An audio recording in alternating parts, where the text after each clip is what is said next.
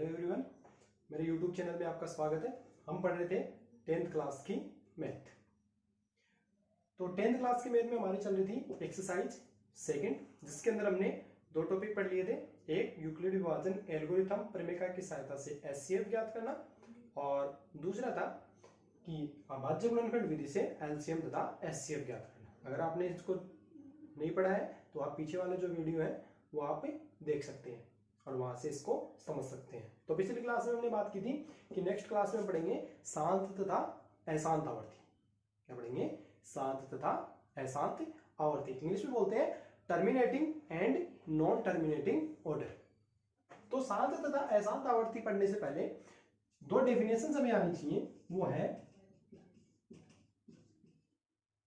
परिमेय संख्या, दूसरी है अपरिमेय संख्या। तो परिमेय संख्या और अपरिमेय संख्या वैसे तो आप पहले पढ़ चुके हैं। यहां पे मैं इनकी डेफिनेशन फिर से समझा देता हूं कि परिमेय संख्या कौन सी होती है? यदि किसी संख्या को p बटे q के रूप में लिखा जा सकता है, अर्थात अंश बटे हर के रूप में। तो यदि किसी संख्या को p बटे q के रूप में लिखा जा सकता है, जहां p और q क्या हो? पूर्णांक हो। p और q क्या हो? पूर्णांक हो तथा q नॉट इक्वल 0 हो, तो दी गई संख्या क्या कहलाएगी? परिमेय संख्या कहलाएगी। जैसे 1/5, 4/3, 2/1, 1, 2, 3 एंड 0, 0/6, 0/7।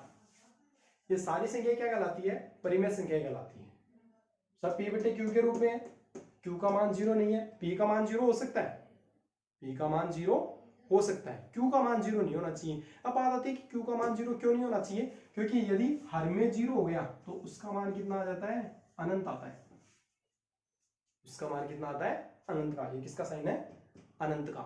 तो यदि हर में 0 हो गया तो मान क्या हो जाएगा? अनंत हो जाएगा। इसलिए वो परिभाषित नहीं होगा। अनंत का मतलब परिभाषित नहीं है, हमें पता ही नहीं है वो कितना है। तो परिभाषित नहीं है तो वो कौन सी संख्या होगी? अनंत रहेगी। हम उसको परिमेय या अपरिमेय से डिफाइन नहीं कर सकते। समझ गए? तो ये तो बात हुई परिमेय संख्या की, जिसको p बटा q के रूप में लिखा जा सकता है। एंड p और q क्या हो? पूर्णांक हो तथा q नॉट इक्वल 0। यदि इंग्लिश में इसकी बात करें तो if we define any number in p upon q where p and q are integer and q not equal 0, that means this number is rational number. परिमेय संख्या को क्या बोला जाता है? Rational number. अपरिमेय संख्या की कि यदि किसी संख्या को p बटा q के रूप में तो लिखा जा सकता है, जहां q नॉट इक्वल 0 भी होता है, लेकिन क्या नहीं होता? या तो p पूर्णांक नहीं होता या फिर q पूर्णांक नहीं होता है। वो कौन सी संख्या कहलाती है? अपरिमेय संख्या कहलाती है। जैसे √2, √3, √5 एंड शून, ये संख्या कहलाती है अपरिमेय संख्या। इनको p बटा q के रूप में तो लिख सकते हैं। कैसे? इनके बट्टे में 1 तो लगा सकते हैं। किसी भी संख्या के हर में कुछ नहीं होता, उसके हर में क्या होता है? 1 होता है, तो इसके हर में तो लगा सकते हैं हम। लेकिन ये p बटा q का रूप तो है, लेकिन या तो p पूर्णांक नहीं है या फिर q पूर्णांक नहीं है। q तो पूर्णांक है, p नहीं है। √2 का मान कितना होता है? 1/414 एंड शून्य चलता जाता है। अगर केवल इतना ही होता तब तो ये परिमेय संख्या हो जाती। कैसे? यदि कोई संख्या हो 2.414, तो इसका पॉइंट हट सकता है और नीचे कितने आ जाएंगे? 3 0 आ जाएंगे। तो ये क्या हो गया? 2414 अपॉन में 1000। तो p बटा q का रूप हो गया। p और q दोनों पूर्णांक है और q नॉट इक्वल 0 है, तो ये संख्या कौन सी हो गई? परिमेय संख्या। लेकिन यदि पॉइंट हट ही नहीं सकता, अब हमें पता ही नहीं है संख्या कहां तक जाती है, ये तो चलती जाएगी आगे तक, तो हम इसका पॉइंट हटा ही नहीं सकते, पॉइंट नहीं हटा सकते इसका, तो ये संख्या कौन सी हो जाएगी? अपरिमेय संख्या। तो ये पूर्णांक नहीं हुआ। तो समझ गए? परिमेय संख्या क्या हो गई? p बटे q का रूप, जहां p और q पूर्णांक और q नॉट इक्वल 0। अपरिमेय संख्या जो p बटा q के रूप में तो लिख सकते हैं, q नॉट इक्वल 0 भी होता है, लेकिन या तो p पूर्णांक नहीं होता या फिर q पूर्णांक नहीं होता है। समझ गए? तो उसके बाद में हम बात करते हैं शांत तथा अशांत आवर्ती की। तो शांत तथा अशांत आवर्ती में क्या होता है शांत तथा अशांत आवर्ती में वह परिमेय संख्या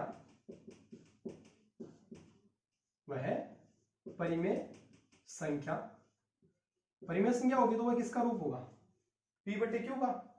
p और q दोनों क्या होंगे, पूर्णांक होंगे, और q नॉट इक्वल क्या होगा, 0 होगा। तो वह परिमेय संख्या जिसका हर q किसकी फॉर्म में होना चाहिए, 2 की पावर m इंटू 5 की पावर n के रूप में होना चाहिए। कि यदि हम q के भाज्य गुणनखंड करें तो वह किस में आए, 2 की पावर m इंटू 5 की पावर n के रूप में आए। इसका मतलब क्या है, दी गई संख्या का दशमलव प्रसार, दी गई संख्या का दशमलव प्रसार शांत आवर्ती का है।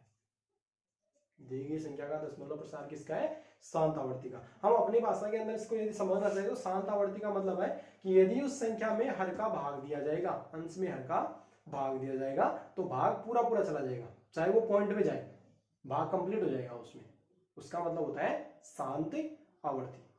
तो यहाँ पे क्या हो गया, परिमेय संख्या है, परिमेय संख्या जिसका हर q 2 की पावर m इंटू 5 की पावर n के रूप में होता है। इसका मतलब क्या है, वह संख्या का दशमलव प्रसार शांत आवर्ती का होगा। उसके बाद में दूसरी बात करें अशांत की, तो वह परिमेय संख्या जिसका हर q किसकी फॉर्म में नहीं होता, 2 की पावर m इंटू 5 की पावर n के रूप में नहीं होता है, वो क्या होता है, उसका दशमलव प्रसार शांत आवर्ती का नहीं होगा, और उसका कौन सी आवर्ती का होगा, अशांत आवर्ती का। इसके लिए हम एक दो एग्जाम्पल करते हैं, उससे समझते हैं इसको। तो पहला एग्जाम्पल हम करते हैं 15/20, गुणनखंड कर सकते हैं इसके हर और अंश दोनों के। तो 3 गुणा 5 ऊपर वाले के, तो नीचे वाले का क्या हो जाएगा, 2 गुणा 5। अब एक कंडीशन है, इस क्वेश्चन को हम दो तरीके से कर सकते हैं। अब दोनों तरीके से करते हैं किस प्रकार से, वो देखो। इसके अंदर हम इसको क्या लिख सकते हैं, 3 गुणा 5 बटे 2 की घात 2 गुणा 5 की घात 1 बराबर हम इसके क्या लिख सकते हैं, p बटा q, where q not equal 0। कि दी गई संख्या है उसको हमने किसके बराबर मान लिया, p बटे q के लिए, q के बराबर मान लिया। अब यहां पे हम इसको दिखा सकते हैं, क्योंकि यहां दी गई संख्या का हर q, हर क्या माना हमने, q, तो हर q 2 की पावर m 2 की पावर में इंटू 5 की पावर n के रूप में है। अतः दी गई संख्या का दशमलव प्रसार शांत आवर्ती का होगा। इसका होगा शांत आवर्ती का, मतलब हर के अंदर 2 व 5 के अलावा और कुछ भी नहीं होना चाहिए, तो वो किस आवर्ती का होगा, शांत आवर्ती का। फिर बात करते हैं कि अभी मैंने कहा था कि इसको दूसरे तरीके से भी कर सकते हैं। दूसरा तरीका है, अभी हमने इसको लिखा है 3 गुणा 5 बटे 2 गुणा 2 गुणा 5, 5 से 5 कट भी तो सकता है। फिर क्या बन जाएगा, 3 बटे 2 की घात 2, गुणा में क्या लिखेंगे हम, 1, गुणा में क्या लिखेंगे, 1, अर्थात जिसके अंदर, जिस संख्या के नीचे केवल 2 ही हो, या 2 की पावर में कुछ हो, या फिर 5 हो, या फिर 5 की पावर में हो, और उसके अलावा कुछ भी नहीं हो, तो हम उसको क्या लिख सकते हैं, गुणा में 1 लिख सकते हैं। उसके बराबर क्या हो जाएगा, 3 बटे 2 की पावर 2, इस 1 की जगह क्या लिख सकते हैं, 5 की घात 0, और किसी भी संख्या की घात 0, a की पावर 0 बराबर मान कितना होता है, 1। अब ये क्या बन गया, नीचे 2 की पावर m इंटू 5 की पावर n के रूप में बन गया। वापस से ये क्या हो गया, शांत आवर्ती का। अब सपोज दैट इसकी जगह हर में केवल ये होता 5, तो गुणा में हम क्या लिख देते हैं, 1, इस 1 की जगह क्या लिख देते हैं, 2 की घात 0, और ये किसका बन जाता, शांत आवर्ती का।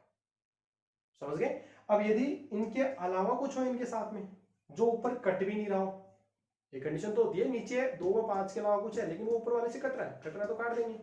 दूसरी कंडीशन है कि वो कट नहीं रहा हो, इसके लिए भी एग्जांपल लेते हैं, जैसे 10 बटे 22, 10 बटे 22, क्या मान हो गया 10 बटे क्या लिख सकते हैं इसको 2 गुणा 11, 2 तो कट जाएगा कितनी बार 5 बार, कितना बचा 5 बटे 11 बराबर क्या मानेंगे P बटे Q, वेयर जहां Q क्या है नॉट इक्वल 0 है। चूंकि वही लाइन आएगी यहाँ पे, चूंकि यहाँ दी गई संख्या का हर क्या है, एक ही लाइन लिखनी है ऐसी कैसी, हर Q 2 की पावर m इंटू 5 की पावर n के रूप में नहीं है, यहाँ पे नहीं है ना, तो यहाँ पे क्या लिख देंगे नहीं है। अतः दी गई संख्या का दशमलव प्रसाद अशांत आवर्ती का होगा। समझ गए? इस प्रकार से इसको हल करना है, सिंपल है। क्या है, सबसे पहले तो क्या करना है, दिए गई संख्याओं के गुणनखंड करने हैं, ऊपर नीचे जो कट रहा है उसको काट देना है। यदि नीचे 2 की पावर m इंटू 5 की पावर n के रूप में रहता है सब कुछ, तब तो क्या हो जाएगा शांतावर्ती का हो जाएगा, अदरवाइज अशांतावर्ती का हो जाएगा। वरना किसका हो जाएगा, अशांत आवर्ती का हो जाएगा। तो इसके लिए कुछ एग्जाम्पल है वो मैं लिख रहा हूँ, उसको आप हल कर सकते हो आसानी से और अपना चेकआउट कर सकते हो कि आपके समझ में आया है या फिर नहीं आया। 105 बटे 75, दूसरा है 2 गुणा 3 गुणा 5 की पावर 1 बटे 2 की पावर 4 गुणा 3 की पावर 2 गुणा 7 की पावर 1। तीसरा है 2 की पावर 2 गुणा 10 की पावर 2 बटे 5 की पावर 2 गुणा 4। चौथा है 15 बटे 115, 5 का है 100 बटे 2 गुणा 25। तो इनको आप हल कर सकते हो और अपना आंसर चेक कर सकते हो कि आपको समझ में आया है या फिर नहीं आया। तो ये बात हुई शांत तथा अशांत आवर्ती की। इसके बाद में इसमें एक टॉपिक और रहता है परिमेय संख्या और अपरिमेय संख्या को सिद्ध करना। कि कोई भी नंबर आपको दिया जाएगा और आपसे कहा जाएगा कि सिद्ध कीजिए कि ये एक अपरिमेय संख्या है। वो पढ़ेंगे हम अगली क्लास में। तो बार बार वीडियो को देखिए तथा अपने क्लासमेट के साथ में इसको शेयर कीजिए। और कोई प्रॉब्लम हो तो आप मेरे को फेसबुक, इंस्टाग्राम या फिर यूट्यूब के वीडियो के कमेंट में आप मेरे को पूछ सकते हैं। ठीक है, मिलते हैं अगली क्लास में।